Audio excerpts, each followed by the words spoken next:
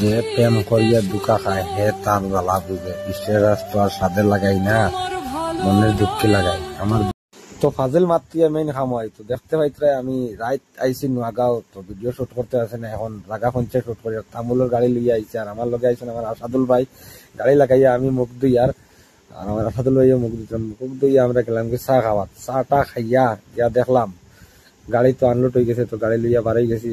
পয়লা আইসি main road, তো main road থেকে এখন ডাইরেক্ট দেখায়নি নোয়াগাঁও কলকটা বাস।